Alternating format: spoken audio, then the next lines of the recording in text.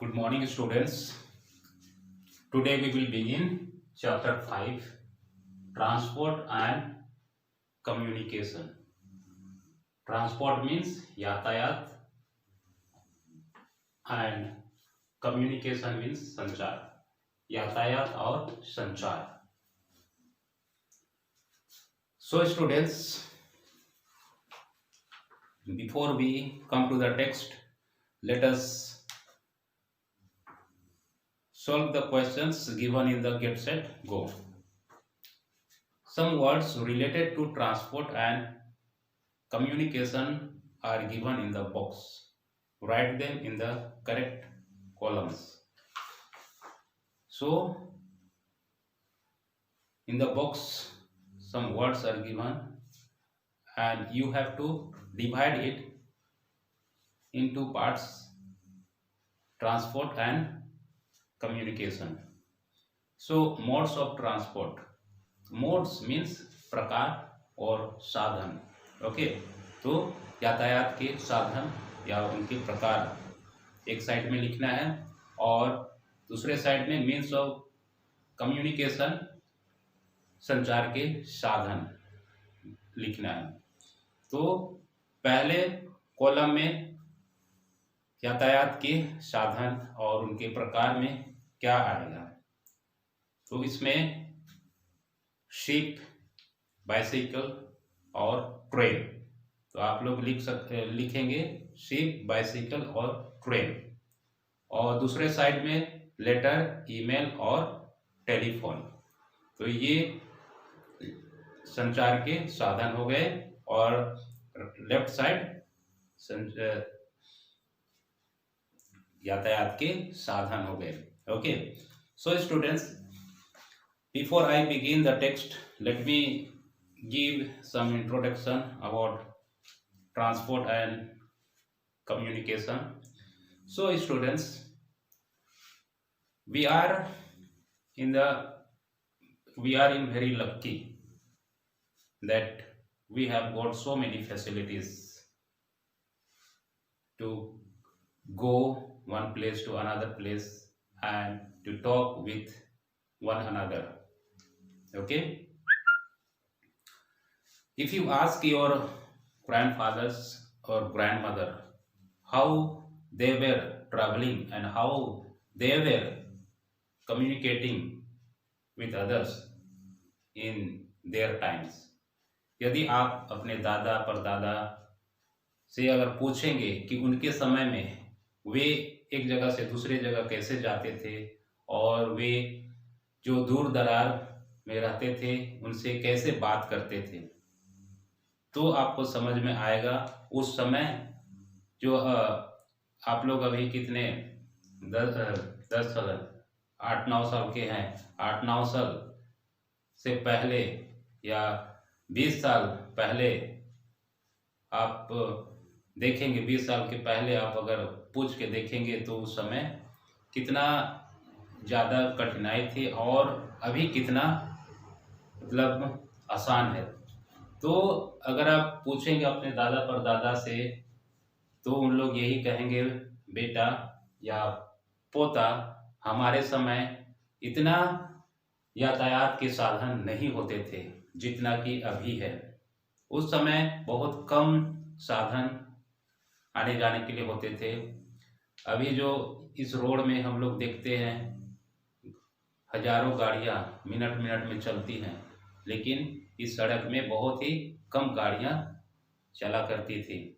और कम्युनिकेशन, संचार, बातचीत करने के लिए उस समय अभी के जैसे telephone, mobile, smartphone, laptop, computer नहीं थे और वे पत्र लिख करके, चिट्ठी लिख करके कम्युनिकेट करते थे. अगर कुछ संदेश देना होता था तो वे चिट्ठी लिखते थे और उस चिट्ठी को पहुंचने में 10 दिन 15 दिन लग जाते थे और उसका रिटर्न आने में 10 दिन 15 दिन लग जाते थे. तो इस तरह से महीना भर उनका उत्तर पाने, उनके रेस्पॉन्स पाने में लगता था. तो अभी उस समय के तुलना में अभी बहुत ही आसान है, और हम लोग, आप और मैं, बहुत ही मतलब अच्छे समय में है कि हमारे समय में इतने सारे साधन हैं। अगर, और वे ये भी बताएंगे कि वे कैसे यात्रा करते थे। तो यहाँ से डाल्टनगंज, यहाँ से अंबिकापुर लोग पैदल भी चल करके जाते थे, क्योंकि उतना साधन नहीं होते थे। और जब पैदल जाते थे तो अपने साथ हम लोग खाना पीना लेके जाते थे, और जहाँ रात होता था वहीं वो सो जाते थे। तो इस तरह का मतलब था। और देखो कितना परिवर्तन होने लगा है चीज़ें। तो और कुछ वर्षों में और भी ज़्यादा परिवर्तन हो जाएंगे। अभी देखेंगे हर घर में मोटरसाइकिल है। पहले तो साइकिल रखना भी मुश्किल हो जाता था, लेकिन अभी हर घर घर में मोटरसाइकिल है। मोटरसाइकिल मामूली हो गया आजकल के समय में। एक बाइसाइकिल एक साइकिल के जैसा हो गया। और कुछ दिनों में तो हर परिवार में 4 व्हीलर रखेंगे। तो इस तरह का जमाना अब चल रहा है। और संचार के लिए अभी हर परिवार के हर सदस्य के साथ पास मोबाइल फोन है, स्मार्टफोन है, कंप्यूटर है, लैपटॉप है। लेकिन उस समय क्या था? कुछ नहीं था।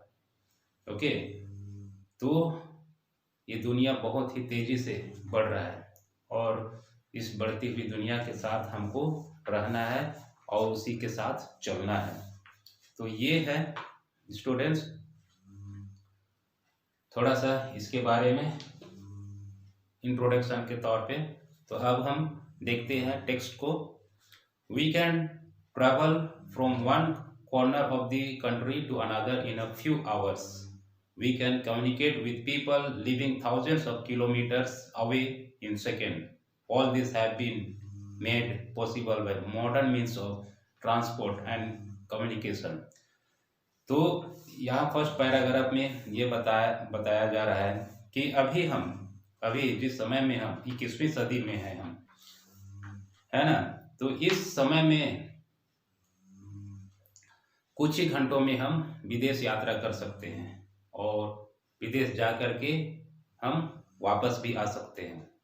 लेकिन उस समय जो हमारे दादा परदादा थे, उस समय ये संभव नहीं था।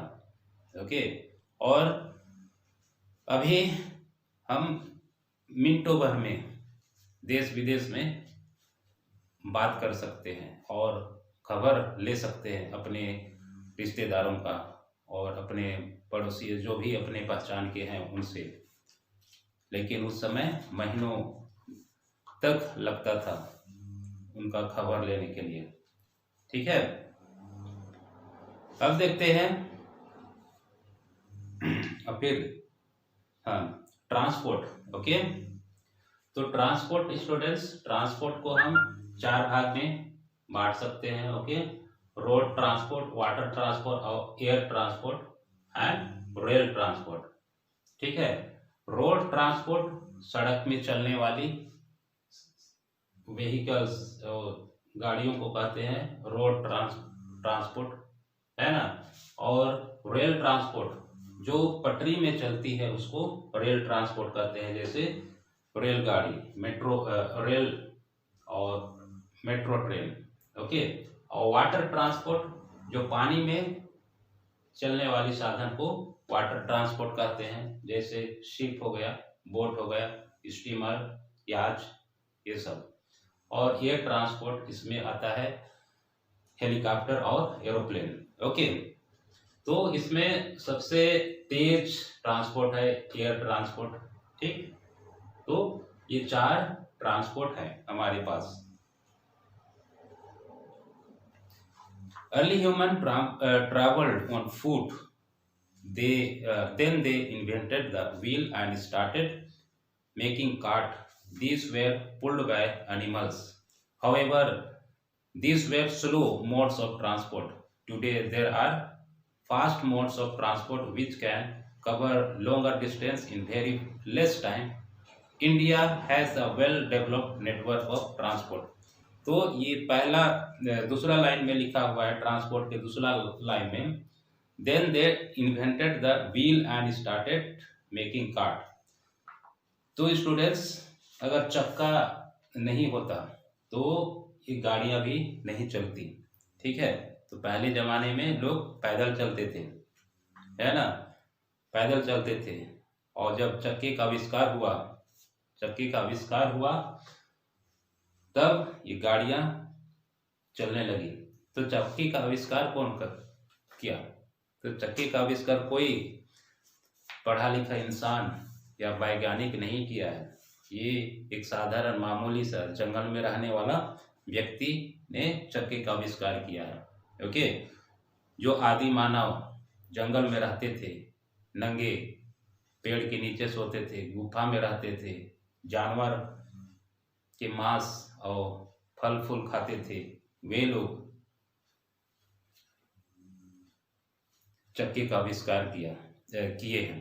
ओके, तो आविष्कार किस तरह से किए? ये आदि मानव किसी बड़े पत्थर को आदि मानव जानवरों से लकड़ियों को खिंचवाते थे, स्लेज जैसे, है ना। तो उसमें उनको खिंचवाने में थोड़ा सा उबड़ खाबड़ जगह में तकलीफ होता था उसको जाने में। लेकिन धीरे धीरे उन लोग जैसे एक ऊंचे स्थान पे गए और वहां से किसी बड़े पत्थर या बड़े लकड़ी को जब लुढ़का दिए तो वो गोल गोल होकर के लुढ़क के नीचे उतर गया। तो उनके दिमाग में आया, अरे ये लकड़ी या तो पत्थर तो गोल गोल घूमती है ना।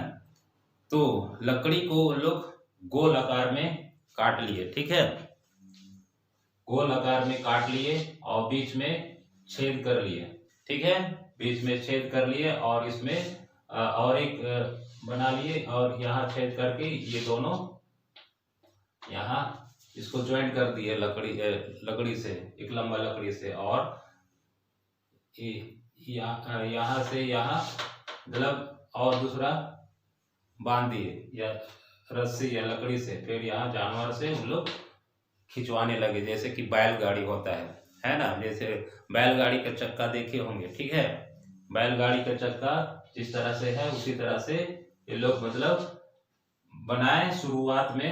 शुरू में ऐसे ही खोखला कर रख के बनाए और बाद में धीरे से उसमें स्पोक लगा, है ना, स्पोक लगा। जैसे बैलगाड़ी का भी देख सकते हैं, उसमें लकड़ी का स्पोक टाइप से लोग बना देते हैं, ठीक है। उसके बाद ये मतलब आदि मानव इस्तेमाल करने लगे और धीरे धीरे जैसे जैसे समय बीतते गए, जैसे जैसे मतलब दिन बीतते गए और वैज्ञानिक लोगों ने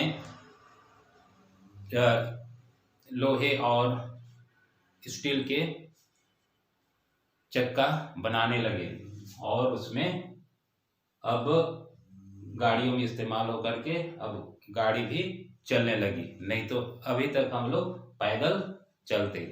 ओके, तो चक्के का आविष्कार सबसे पहले आदि मानव ने किया है, ठीक है। तब से हम लोग बहुत ही सौभाग्य हैं कि हम लोग व्हीकल में बैठ करके मतलब यातायात कर सकते हैं, ठीक। तो अब पहले देखते हैं road transport. Okay, our roadways. Our country has a large network of roads. The roads are either metalled or unmetalled. तो हमारे देश में बहुत ही बड़ा सड़कों का जाल बिछा हुआ है, ठीक है। और उसमें दो प्रकार के सड़क हैं, कच्ची सड़क और पक्की सड़क। मेटल रोड को पक्की सड़क कहते हैं और अनमेटल रोड को कच्ची सड़क कहते हैं। Most roads in cities and towns are metal. और अधिकांश शहरों और नगरों में जो सड़कें होती हैं वो पक्की सड़क होती हैं। Okay, they are made of stone, cement and tar. और ये पक्की सड़क ईंटें, पत्थर, सीमेंट, डामर उनसे बनते हैं। ठीक है। फिर unmetal roads are generally found in village. और कच्ची सड़क अधिकतर गांवों और देहातों में पाई जाती है। The most important roads in India are the national highways and the state highways. तो देश में दो तरह के रोड्स होते हैं, एक नेशनल हाईवे और है ना, नेशनल है राष्ट्रीय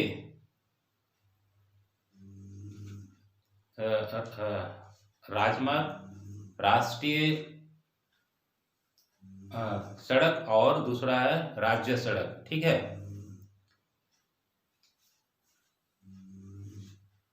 स्टेट हाईवेज, स्टेट हाईवेज मतलब राज्य में जो सड़कें होती है उसको कहते हैं स्टेट हाईवेज। और नेशनल हाईवेज जो एक राज्य से दूसरे, एक राज्य को दूसरे राज्य से जोड़ता है। ठीक है। और इंटरनेशनल रोड जो एक देश को दूसरे देश से जोड़ता है। ठीक है। The national highways connect state capital and other big cities and towns. और नेशनल हाईवेज जैसे देश के राजधानी और बड़े बड़े शहर और नगर को जोड़ता है। The state highways connect cities and towns with in a state with the national highways. और स्टेट हाईवेज राज्य की सड़कें वो राज्य में, राज्य के शहर और टाउन से जोड़ता है एक दूसरे को। और राज्य मार्ग से, सॉरी नेशनल मार्ग से। ओके, ये ठीक है। फिर आते हैं air rail transport. Okay, railways are the life line of our country. Railways को हमारे देश का लाइफ लाइन कहा जाता है, जीवन line. They connect all parts of India, all parts of India. और ये रेलवे वेज या रेल ट्रांसपोर्ट देश के हर कोने कोने में, देश को हर कोने कोने से जोड़ता है। At the time of independence train were run by steam engines. और स्वतंत्र भारत की आज़ादी के समय ट्रेन भाप की इंजन से चलता था। ओके, तो भाप का इंजन का आविष्कार किसने किया था? तो भाप के इंजन का आविष्कार जेम्स वाट ने किए थे। ठीक है। तो भाप से भी, ये भाप के इंजन से भी रेल चलती थी। तो ये भाप का इंजन कैसे इन्होंने आविष्कार किए? तो आप लोग सभी घर में अपने अपने मम्मियों को खाना पकाते हुए देखे होंगे, है ना, या तो पानी गर्म करते हुए देखे होंगे। ठीक, जब गैस के ऊपर किसी बर्तन में गर्म पानी डाल के गर्म करने के लिए लगाया जाता है, और जब वो गर्म हो जाता है, तेज गर्म हो जाता है, तो उसमें से भाप उठता है। और जब उसमें ढक्कन लगा रहता है तो उसको उठा के देखोगे कि उस ढक्कन में पानी का वाष्प रहता है। ठीक है। और जब उबलने लगता है तो वो ढक्कन बहुत ऊपर उछलने लगता है। ठीक है। तो उसमें भी बहुत ताकत है, पावर है। ठीक, तो उसी को देख करके जेम्स वाट ने ये भाप के इंजन का आविष्कार किए थे। ठीक है। और भी उस समय कोयले से चलते थे। ठीक है, ट्रेन कोयले से भी चलते थे, और अभी भी कुछ ट्रेनें कोयले से चलते हैं। These were replaced by diesel and electric engines। और अभी के समय में ये भाप की इंजन से चलने वाली गाड़ी और कोयले से चलने वाली गाड़ी, ट्रेन अब डीजल और बिजली से चलने लगी है। ठीक है। तो this increased the speed of trains. और डीजल और इलेक्ट्रिक इंजन से चलने वाले रेलगाड़ी की गति और ज़्यादा बढ़ गया। ठीक है, तो सबसे पहले हमारे भारत देश में रेलगाड़ी मुंबई और थाना के बीच में चली थी 16 kilometre. Okay, nowadays trains such as Rajdhani Express and Shatabdi Express travel at a speed of 120 and 130 kilometre per hour. और ऐसे बहुत सारी ट्रेन होती हैं, एक्सप्रेस ट्रेन, जो कि 120 130 प्रति घंटा किलोमीटर प्रति घंटा की रफ्तार से चलती है। ठीक है, in some cities there are metro trains. These trains move on elevated or underground tracks. Mumbai has a well connected network of local trains. और कुछ शहरों में मेट्रो ट्रेन्स का सुविधाएं है, जैसे बड़े शहर दिल्ली, मुंबई, कलकत्ता। तो ये मेट्रो ट्रेन को हम भूमिगत ट्रेन कहते हैं, जमीन के नीचे चलती है और ये केवल शहरों के अंदर ही होती है, शहर से बाहर इनकी लाइन नहीं है, इनकी पटरी नहीं है। ओके, मेट्रो ट्रेन लोगों को सुविधा के लिए बनाया गया है। ठीक है, जैसे ऊपर में लोगों की बहुत ही भीड़ भाड़ रहती है ना, ट्रैफिक रहता है, और इसी भीड़ भाड़ और ट्रैफिक को कम करने के लिए मेट्रो ट्रेन का सुविधा होती है। ठीक है, और मुंबई जैसे शहर में तो लोकल ट्रेन का एक जाल बिछा हुआ है। ठीक है, तो स्टूडेंट्स आज के लिए यहीं तक पढ़ते हैं, और इसके बाकी के पॉइंट्स या बाकी का लेसन हम अगले वीडियो में पढ़ेंगे और डिस्कस करेंगे। तब तक आप लोग पढ़ते रहिए, और अभी कुछ दिनों के बाद आप लोगों का टेस्ट होगा और उसका भी तैयारी करते रहिए, और आप लोगों को बहुत जल्द मतलब टेस्ट का सिलेबस और टाइम टेबल मिल जाएगा। So study well, thank you.